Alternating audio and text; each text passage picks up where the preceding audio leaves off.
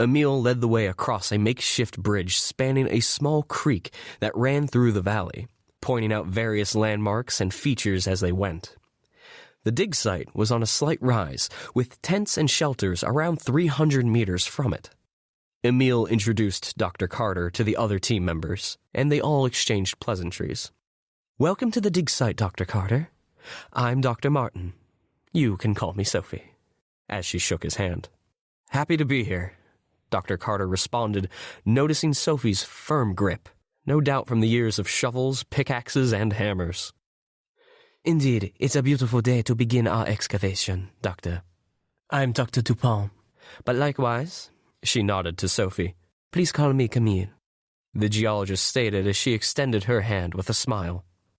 Dr. LaFontaine, the paleobotanist, greeted him warmly with a friendly wave from several paces away.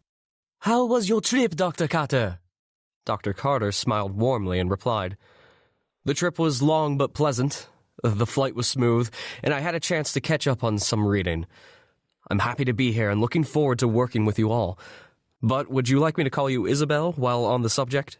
"Please, and thank you, Dr. Carter." They all seemed genuinely happy to see him and ready to begin the expanding excavation. They welcomed him warmly and showed him around, explaining the various aspects of the dig and the tools and techniques they used to uncover and study their finds. As Dr. Carter finished exchanging pleasantries with the rest of the team, he also let them know his preference. "I know we want to be as cordial and social as possible, but my mother would kill me, rest her soul, if I stopped including doctor in my name after all the time and effort I had to put in. So please call me Dr. Carter, and after all the years of teaching, it's a habit. Sorry." The group chuckled at the informal way he requested to keep his formal title. Just then, an athletically slender man approached him with a warm smile. "Bonjour, Dr. Carter. Je m'appelle Sam. I will be your linguist and assistant for your stay here. And don't worry about me, sir. I call everyone doctor until I receive my doctorate," he said in a smooth, melodic voice. "Hello, Sam. Nice to meet you." He extended his hand and immediately noticed Sam's grip, which more than rivaled Sophie's.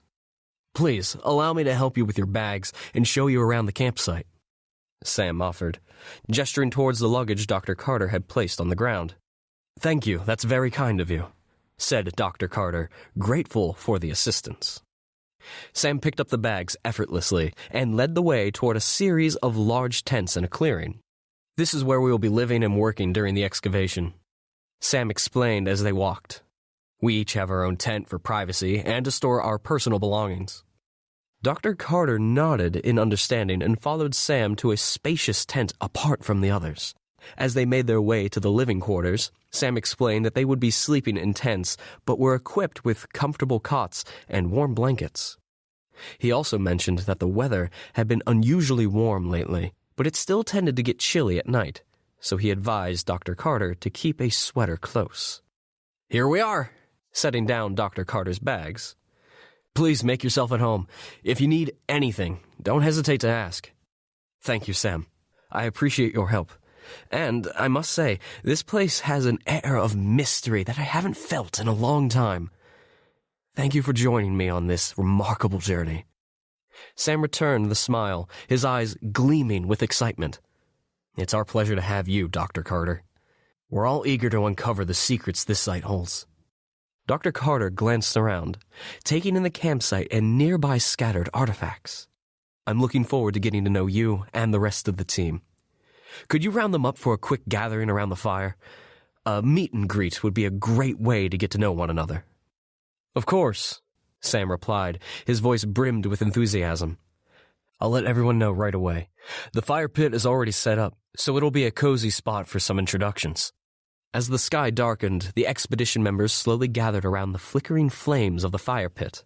The campsite had taken on an almost magical ambience, with a soft crackle of the fire and the distant hum of nocturnal insects provided a soothing backdrop. Dr. Carter stood at the edge of the circle with a warm smile as he looked around at the diverse group that had come together for this unique endeavor.